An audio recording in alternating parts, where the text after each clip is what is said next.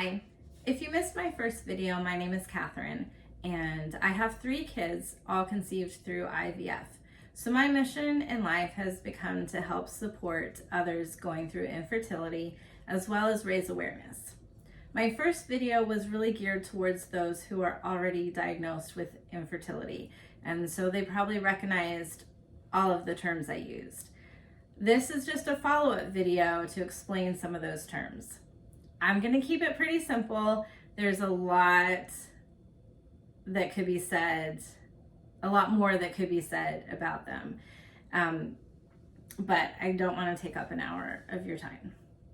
So the first one that I mentioned was IUI, and that stands for intrauterine insemination. And that is where the sperm is collected and the woman's cycle is monitored, and then at a certain time in the cycle, at the most optimal time in the cycle, the sperm is injected using a catheter. And the sperm is still in charge of finding the egg on its own. It's just given a little bit better chances. So the next one that I mentioned was IVF. And that stands for in vitro fertilization. That is where the sperm and the eggs are collected separately and put into a petri dish. Now, I mentioned that there are all kinds of variations. The first one with IVF, or I guess one with IVF, is the sperm and eggs are left alone in the petri dish, and the sperm is still in charge of finding an egg on its own and fertilizing it. The other option is to physically insert the sperm into the egg. Now, this is where most people's minds are blown.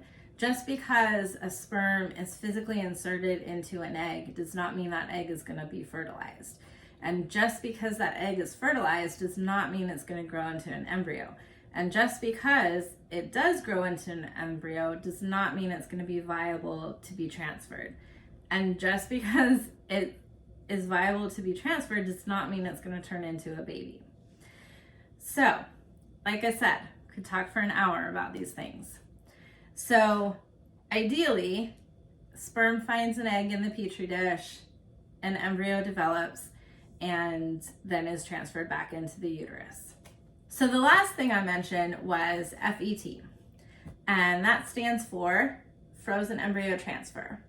Now, frozen embryo transfer can only happen after an IVF cycle, because once an embryo has been transferred back into the uterus, if there are remaining embryos, they are monitored to see how well they develop. If they reach a certain stage of development, then they are eligible to be frozen. As far as I know, there is no expiration date on frozen embryos.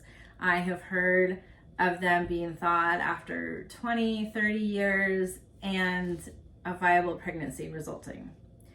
It's a pretty simple procedure. The embryo is thawed, the woman is monitored to make sure everything is okay in there, and then the embryo is transferred in and hopefully a pregnancy results.